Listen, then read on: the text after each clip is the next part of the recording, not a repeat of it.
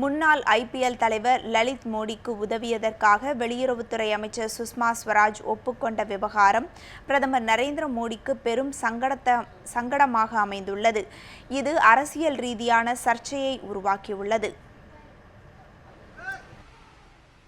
கடந்த ஆண்டு நடந்த நாடாளுமன்ற தேர்தலில் இமாலய வெற்றி பெற்ற பிறகு அமைந்த பாரதிய ஜனதா கட்சியின் அமைச்சரவையில் அதுவரை நரேந்திர மோடியின் தீவிர எதிர்ப்பாளராக விளங்கிய சுஷ்மா இடம்பெறுவாரா என்ற சந்தேகம் எழுந்தது. ஆனால் இந்த விவகாரத்தில் RSS தலையிட்டு சுஷ்மாவிற்கு முக்கிய அமைச்சரவை ஒன்றை அளிக்க வேண்டும் என்றும் அவர் ஓரம் கட்டப்படக்கூடாது என்றும் மோடிக்கு அறிவுறுத்தியது. ஆனால் அன்று முதல் இன்று வரை மோடி தரப்பிற்கும் சுஷ்மாவிற்கும் சுமூகமான உறவு இருந்ததாக தெரியவில்லை. வெளியுறவுத்துறை அமைச்சராக சுஷ்மா இருந்தாலும் அத்துறை சம்பந்தமான முக்கிய முடிவுகளை பிரதமர் அலுவலகம் எடுப்பதாகவும் டெல்லி வட்டாரங்கள் கூறி வந்த நிலையில் சுஷ்மா லலித் மோடிக்கு லண்டனிலிருந்து போர்ச்சுகல் நாட்டிற்கு உடல்நலம் சரியில்லாத தனது மனைவியை பார்க்க செல்ல உதவியது அவருக்கு மிகப்பெரிய அரசியல் சிக்கலை உருவாக்கியுள்ளது. மனிதாபிமான முறையில்தான் அந்த உதவியை செய்ததாக சுஷ்மா கூறினாலும் அவரின் கணவரும் மகளும் லலித் மோடிக்கு நெருக்கமானவர்கள் என்று கூறப்படும் புகார்கள் சுஷ்மாவிற்கு எதிராகவே செல்லும் என்கின்றனர் அரசியல் விமர்சகர்கள் மற்றும் எதிர்க்கட்சியினர். சுஷ்மா மீது எழுந்துள்ள புகாருக்கு பிரதமர் மோடியும் அவரின் நெருங்கிய நண்பரும் நிதி அமைச்சருமான அருண் ஜேட்லியும் மௌனம் கடைபிடிப்பது சுஷ்மா இந்த விவகாரத்தில் தன்னிச்சையாக செயல்பட்டாரா என்ற சந்தேகத்தை எழுப்பியுள்ளது. இது நடந்தது போன வருடம் ஜூனில். ப்ளஸ் இந்த அம்மா ஃபினான்ஸ் மினிஸ்ட்ரிகிட்டையோ இல்லை யார்கிட்டையும் கேட்டதாகவும் தெரியல. ஃபினான்ஸ் மினிஸ்ட்ரிலேயோ ஹோம் மினிஸ்ட்ரிலையோ நிதி அமைச்சரமோ அல்லது உள்துறை அமைச்சரோ அவங்களிடம் இதை பற்றி ஒரு கன்சல்டேஷன் நடத்தின மாதிரி தெரில. இந்த அம்மா சுயேட்சையாக எடுத்த முடிவு போல் தான் தெரியுது. சுஷ்மாவை மட்டுமல்லாமல் இந்த விவகாரத்தில் மோடியையும் குறிவைத்துள்ளது காங்கிரஸ். எப்படி பாஜக அரசை சங்கடத்தில் ஆழ்த்துவது என்ற வாய்ப்பை எதிர்பார்த்து கொண்டிருந்த காங்கிரஸ் இந்த விவகாரத்தில் ஆழ்ந்து செயல்பட்டது மட்டுமல்லாமல் சுஷ்மா ஸ்வராஜ் வீட்டின் முன் போராட்டம் ஒன்றையும் நடத்தியது. அது மட்டுமல்லாமல் சுஷ்மா ராஜினாமா செய்யாவிட்டால் அவரை பிரதமர் நீக்க வேண்டும் என்றும் கோரிக்கை வைத்துள்ளனர்.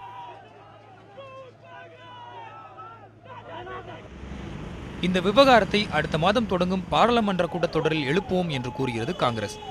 ஏற்கனவே மாநிலங்களவையில் பெரும்பான்மை இல்லாததால் பல மசோதாக்களை நிறைவேற்ற முடியாமல் தவிக்கிறது அரசு. இந்த விவகாரம் தீவிரமானால் அரசிற்கு மக்களவை நடத்துவதும் பெரும் சவாலாக அமையும். We are raising our voice. We will continue to raise our voice. The parliament session is coming. Then we will raise this issue in both the houses of parliament. We will do our bit. பிரதமரும் ஜெட்லியும் ஏன் இந்த சர்ச்சை பற்றி பேசவில்லை என்று கேள்வி எழுப்புவதோடு பாஜகவிற்குள் நடைபெறும் உட்கட்சி பூசலின் எதிரொலி என்கிறது ஆம் ஆத்மி கட்சி. See, I have been saying this for a very long time that there is a gang war in the BJP and this gang war will break into some kind of bloodbath in coming days. If you see the first, Mr. Rajnath Singh was targeted. Some mysterious rumor was spread around his son and now Sushma Swaraj.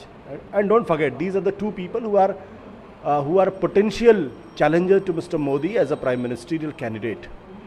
And they were considered to be a prime ministerial candidate before he became a prime ministerial candidate and even later also. So I don't discount this. ஏற்கனவே அமைச்சரவையில் ஓரம் கட்டப்பட்ட சுஷ்மா ஸ்வராஜை மேலும் ஓரம் கட்ட நரேந்திர மோடி இந்த விவகாரத்தை பயன்படுத்தலாம் என்றும் அதுதான் அரசியல் என்றும் கூறுகிறார் PTI செய்தி நிறுவனத்தின் மூத்த ஆசிரியர் சந்திரசேகர். இப்போதைக்கு அவர் சுஷ்மா ஸ்வராஜ் மோடியை எதிர்த்து ஒன்றும் செய்ய முடியாது. இப்பொழுது அவர் இன்னும் வீக் ஆகிவிட்டார் என்று சொல்லலாம். ஏற்கனவே அவரை ஓரங்கட்டி பிரதம அமைச்சர் தான் இந்த வெளிவிவகாரத்துறை கொள்கைகளை நடத்துகிறார் என்ற ஒரு பரவலான பேச்சு இருந்து அந்த பேச்சுக்கு இன்னும் அதிகமான இடம் கொடுக்கும்படி ஒரு ஒரு நடவடிக்கையாக இது அமைந்துள்ளது. இதுவரை எந்த பெரிய சிக்கலும் இல்லாமல் ஆட்சியை நடத்தி வந்த மோடி இந்த லலித் மோடி விவகாரத்தை எப்படி தீர்ப்பார் என்று பொறுத்திருந்துதான் பார்க்க வேண்டும். நியூஸ் 7 தமிழிற்காக புதுடெல்லியிலிருந்து சிவப்பிரியன்.